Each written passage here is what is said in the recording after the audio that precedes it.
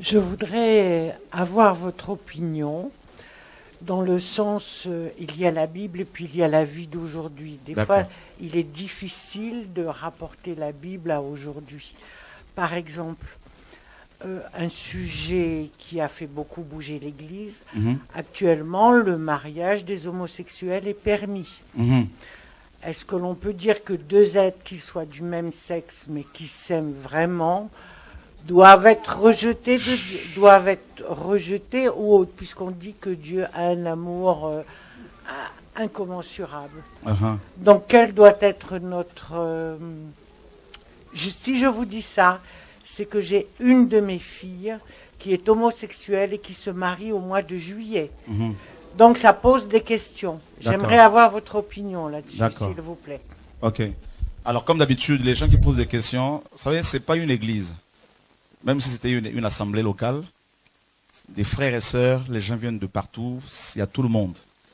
Et nous voulons aussi manifester beaucoup d'amour, de patience, parce que l'amour est patient, envers les uns et les autres. Amen. Les gens viennent et ont des fardeaux, des souffrances. Donc, prêtons l'oreille à ce qu'ils disent. D'accord? C'est ça être chrétien. Ok. Donc, vous voudriez avoir mon opinion.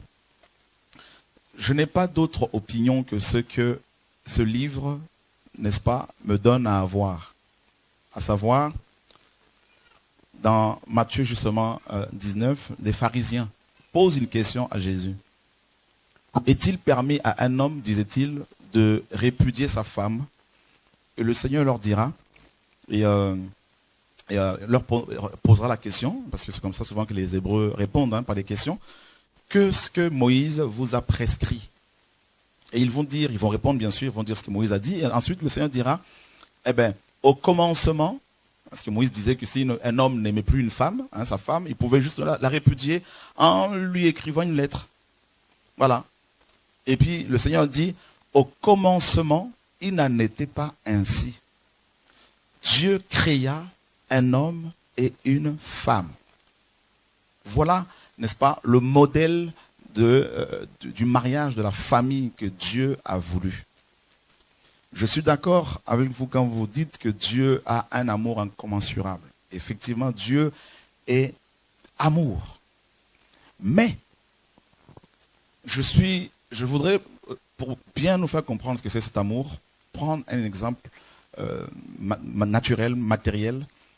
Une mère comme vous êtes, qui, certainement, je ne sais pas combien d'enfants vous avez, vous les aimez, forcément, 4, gloire à Dieu. Donc vous les aimez.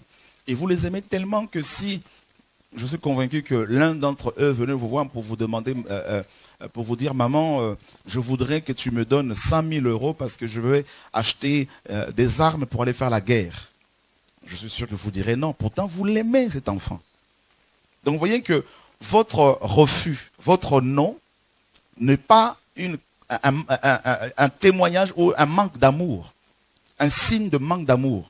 Au contraire, votre fermeté, votre non témoigne de l'amour que vous avez vis-à-vis de cet enfant, parce que vous savez pertinemment que la voie dans laquelle il s'engage ou elle s'engage va le conduire à la mort.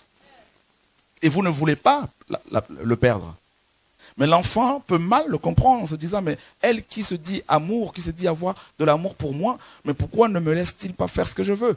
Parce que l'amour, pour beaucoup de gens, c'est le laxisme. C'est pas ça l'amour. L'amour de Dieu met des limites, nous met des limites à ne pas franchir pour ne pas subir des conséquences.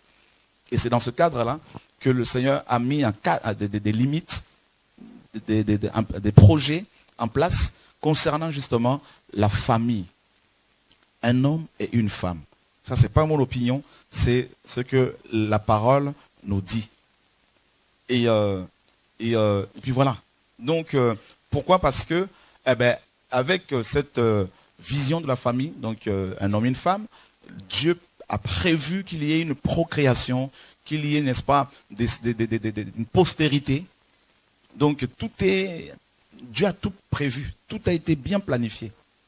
Voilà. Donc, je prends un autre exemple. Quelqu'un peut dire, mais oui, mais moi, juste un exemple, hein, j'aime par exemple, les enfants, parce que les pédophiles, par exemple, il y en a, ils vont vous dire qu'ils sont amoureux, ils le disent, et on ne peut pas non plus, nous sommes contre cela, comme la parole le dit, hein, pas nous, mais la parole. Donc forcément, comme nous sommes soumis à la parole, on est contre. Et donc, mais ils vont vous dire qu'ils s'aiment. Il y en a qui vont vous dire, mais ils s'aiment. Donc vous voyez que c'est un cadre. Et maintenant, beaucoup, effectivement, se disent, nous sommes au XXIe siècle, donc ce n'est pas possible, disent-ils, d'appliquer les règles bibliques aujourd'hui. Et je dirais oui et non. Oui, pour ceux qui n'ont pas reçu la grâce de Dieu. C'est difficile. Parce que nous sommes constamment agressés visuellement, audiblement, hein, par des images subjectives, par toutes sortes de choses, des pubs, on est matraqués. Donc l'immoralité devient la norme. Donc quand on est contre, forcément on est traité de tout le nom. On est exclu.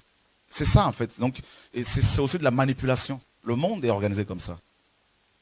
Et comme vous le savez certainement, on utilise les médias pour nous formater.